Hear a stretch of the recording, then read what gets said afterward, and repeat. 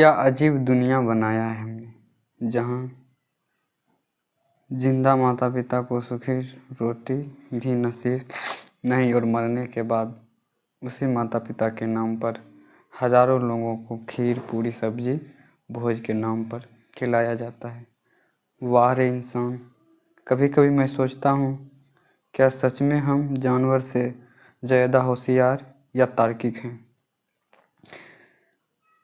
जब माता पिता जीवित हैं तो आपने उसे नरक में रखा, वही जब उनकी मृत्यु हो जाती है आप बोलते हो, पंडित जी मंत्र पिंडदान सही से करवाना। मैं आपसे पूछ रहा हूँ, क्या ये विधि है?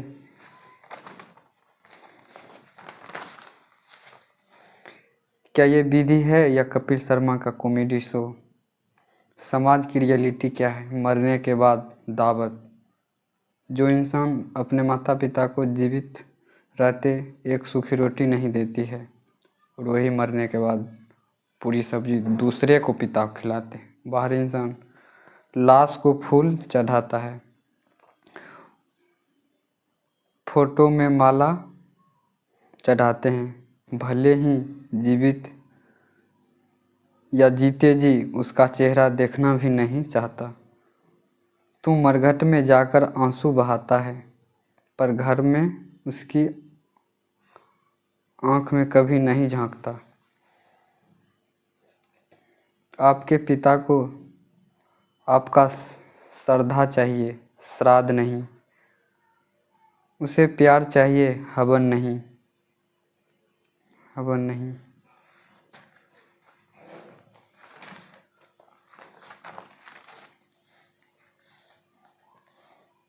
मेरे भाई, अपने माता पिता को जीते जी इतना खुशी दो कि ये कॉमेडी आपको नहीं करना पड़े मरने के बाद। आप अपने माता पिता को इसलिए मत सेवा करो क्योंकि आपको स्वर्ग या नरक जाना चाहिए। आज आप बेटा हो, कल पिता बनोगे। पंडित जी से सवाल है, क्या आपके पास इतना शक्ति है कि आप मृत्यु, जो आदमी मर गया है, उसके पास तक आप पूरी सब्जी खीर या मतलब जो भी मृत लोगों, मतलब जिसके घर मृत्यु होता है उसके द्वारा जो भी दिया जाता है आप वहाँ तक पहुँचा देते हैं? क्या सच में पहुँचा देते हैं? तो मेरा आपसे सवाल है, क्या आप कुछ ऐसा मतलब पहुँचा सकते हैं जो मानना बॉडी को इफेक्ट करे? क्या हमें सच में मृत्यु भोज खाना चाहिए?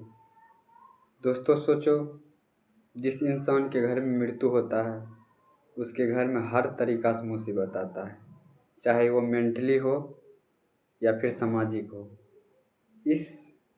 इसमें आपको बल्कि उस परिवार को शांति या कुछ सहायता करना चाहिए, मतलब जिसके घर में मृत्यु हुआ है।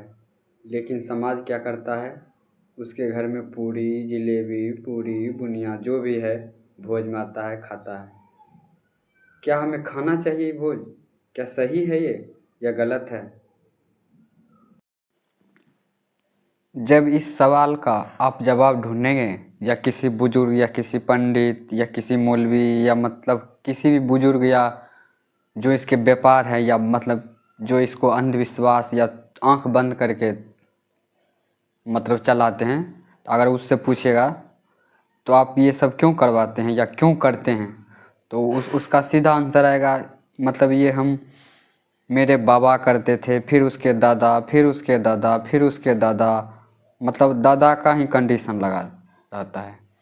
मान लीजिए कि जो भी दादा करते थे वही काम हम भी करें, तो क्या आज हम रेलगाड़ी चलाते?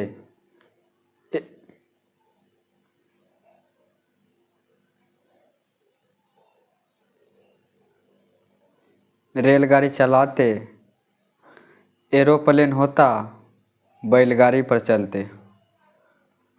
क्या इंटरनेट होता, मतलब इसी तरह के बहुत कुछ है जो आपके दादा के दादा के दादा नहीं करते थे, लेकिन आप यूज करते हैं।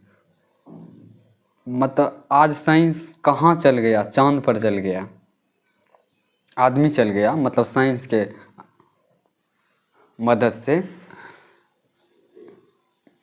आपका दादा कभी गया था चांद पे?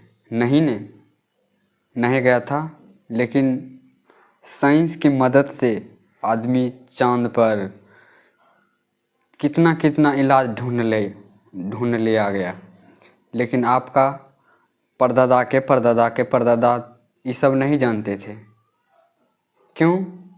क्योंकि वो उन लोग अंधविश्वास, आंख बंद करके विश्वास करता था किसी भी चीज़ पर।